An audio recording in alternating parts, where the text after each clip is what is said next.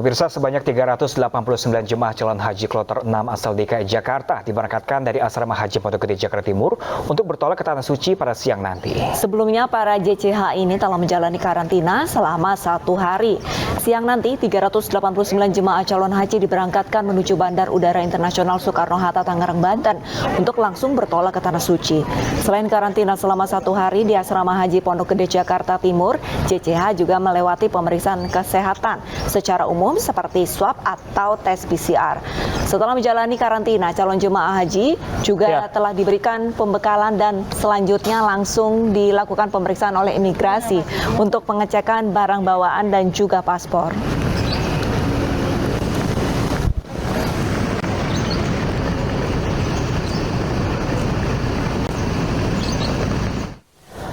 Ya pemirsa, impian Nenek Suparni ke Tanah Suci untuk menunaikan haji gagal untuk ketiga kalinya. Warga Kabupaten Kulon Progo, Yogyakarta ini terkendala aturan pembatasan umur calon jemaah haji.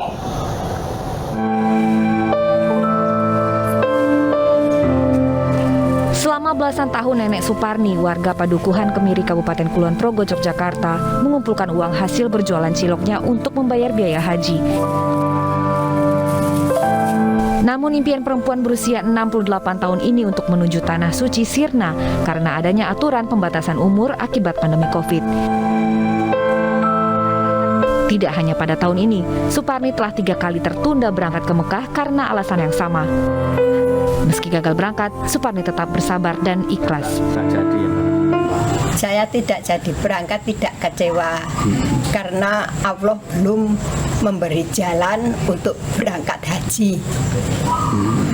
Besok menunggu dari tahun berikutnya, dari pemerintahan berikutnya, dari Tapi merasa sedih ya Mbak? Enggak, sedih saya kan tidak nganu sehat ini, baru sakit lambung. Ibu saya mendaftar 2013. Oh, 2011. Ya, sabar menunggu gitu. Ibadah haji pada tahun ini diikuti oleh calon jemaah maksimal hingga 65 tahun. Aturan pembatasan usia calon jemaah ditetapkan oleh pemerintah Arab Saudi karena alasan pandemi Covid. Dari Kabupaten Kulon Progo, Yogyakarta, Budi Utomo, iNews melaporkan. Kesehatan jemaah menjadi perhatian utama petugas haji. Berbagai cara dilakukan termasuk menjaga asupan gizi melalui konsumsi khusus jemaah.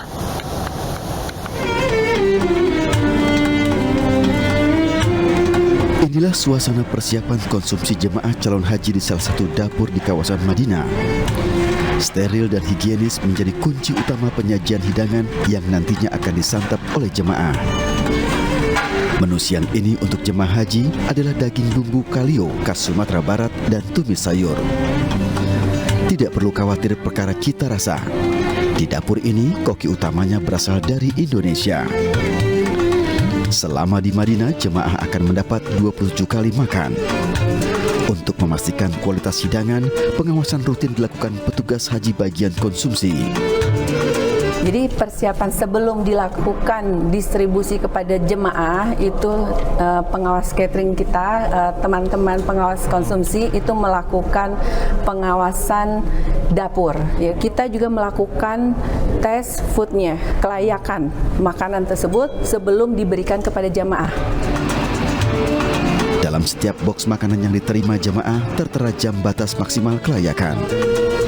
Jamaah dianjurkan untuk langsung menyantap makanan yang dibagikan. Jika sudah lewat dari jam yang tertera, maka hidangan tersebut sudah tidak layak dikonsumsi. Dari Madinah, Arab Saudi, Ahmad Sutraji, iNews melaporkan. Pemirsa, kita akan bergabung dengan rekan kami Nadia Valeri di Asrama Haji Pondok Gede Jakarta untuk mengetahui jadwal keberangkatan haji pada hari ini. Selamat siang Nadia. Kapankah akan ada jadwal keberangkatan haji untuk kloter di Jakarta? Ya, selamat siang Arlista, Pram dan juga pemirsa. Hari ini rencananya embarkasi Asrama Haji Pondok Gede Jakarta Timur akan kembali menerima kedatangan dari calon jemaah haji pada pukul 19 waktu Indonesia Barat malam hari nanti, di mana ini merupakan kloter 7 pemberangkatan ibadah haji 2022. Untuk kloter 7 ini akan menjalani karantina selama 1 hari terlebih dahulu dan mereka akan diberangkatkan ke Soekarno-Hatta pada Rabu esok 8 Juni 2022 dengan keberangkatan pada pukul 20:10 waktu Indonesia Barat. Sejauh ini Arlista, Pram dan juga pemirsa sudah ada 6 kloter yang diberangkatkan ke Tanah Suci, di mana kloter ke-6 tadi diberangkatkan sekitar pukul 11 siang waktu Indonesia Barat dengan total 389 calon jemaah haji dan juga 4 orang petugas. Artinya tadi sudah ada 393 calon jemaah haji yang diberangkatkan ke Bandar Udara Internasional Soekarno-Hatta. Sebelum diberangkatkan, mereka sudah tiba terlebih dahulu di Asrama Haji Pondok Gede, di mana mereka akan menjalani karantina. Selama proses karantina ini, para calon jemaah diberikan pemantapan materi untuk menjalani ibadah haji di Tanah Suci, dan mereka juga diberikan bekal berupa uang saku senilai Rp1.500 atau jika dikonversi senilai 5,8 juta rupiah, dan juga mereka akan dilakukan pemeriksaan kesehatan. Rencananya untuk keberangkatan ibadah haji dari Asrama Haji Pondok Gede ini masih akan berlangsung selama 2 pekan ke depan atau hingga 27 Juni 2022 mendatang dengan total 29 kloter yang akan diberangkatkan, dan tiap kloternya ini berisi 389 calon jemaah haji. Ya, Rista. Ya, Nadia Valeri melaporkan langsung dari Asrama Haji Pondok Gede, Jakarta. Terima kasih dan selamat bertugas kembali, Nadia. Pemirsa, Menteri Perdagangan Muhammad Lutfi memastikan ketersediaan minyak goreng curah di pasaran mencukupi. Harga berkisar Rp14.000 per liternya. Ya, Haji.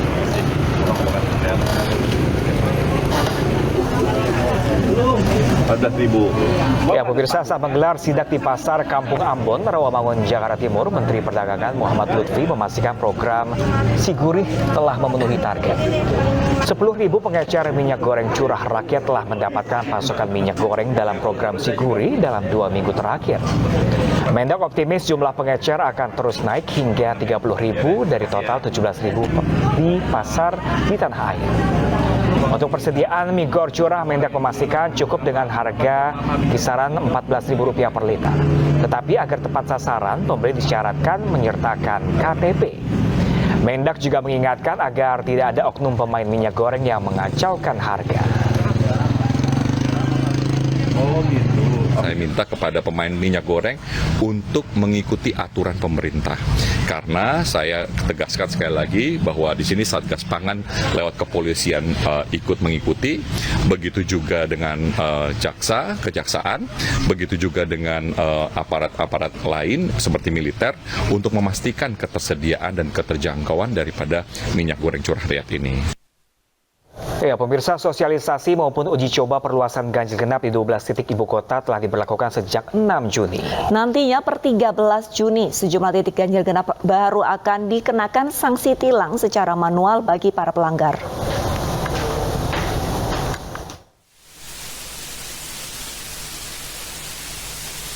Arus lalu lintas di Jalan Kramat Raya yang menjadi salah satu titik perluasan ganjil genap terpantau ramai lancar. Meski demikian, masih banyak pengendara yang menggunakan plat yang tidak sesuai dengan aturan. Karena masih dalam masa uji coba, polisi hanya memberikan sosialisasi dan penyuluhan kepada para pengendara. Uji coba perluasan ganjil genap ini akan diberlakukan hingga 12 Juni mendatang. Penindakan sanksi tilang akan diberlakukan secara manual kepada para pelanggarnya tanggal 13 Juni mendatang. Situasinya untuk lalu lintas biasanya cukup padat karena mulai diberlakukan ganjil genap. Sementara lalu lintas cukup lancar dengan adanya sosialisasi GAG ini cukup berdampak positif, terutama kelancaran lalu lintas. Yang kedua, kelancaran lalu lintas mengurai kemacetan lebih cepat. Sementara itu, Dinas Perhubungan DKI Jakarta menyatakan perluasan ganjil genap telah berimbas pada terjadinya kemacetan di sejumlah ruas jalan alternatif.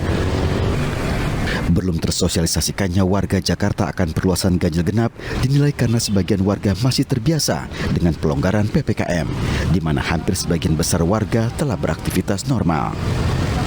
Prinsip penerapan pembatasan lalu lintas dengan ganjil genap adalah bukan memindahkan kendaraan pribadi dari 25 ruas jalan ke jalan alternatif, tetapi bagaimana agar mobilitas warga itu menjadi efisien dengan mereka berpindah dari menggunakan kendaraan pribadi ke layanan angkutan umum yang sudah dideliver oleh Pemprov DKI Jakarta saat ini. Perluasan ganjil genap di 12 titik baru ini bertujuan untuk mengurai kepadatan lalu lintas di sejumlah titik di ibu kota. Sebagai penunjang perluasan tersebut, Pemprov DKI Jakarta juga telah menambah operasional bus Transjakarta menjadi 50%. Dari Jakarta, Tim Liputan iNews melaporkan. Turnamen badminton Indonesia Master kembali digelar di Jakarta. Dan pemirsa, jangan kemana-mana karena informasi selengkapnya sesaat lagi untuk Anda. Tetaplah bersama kami.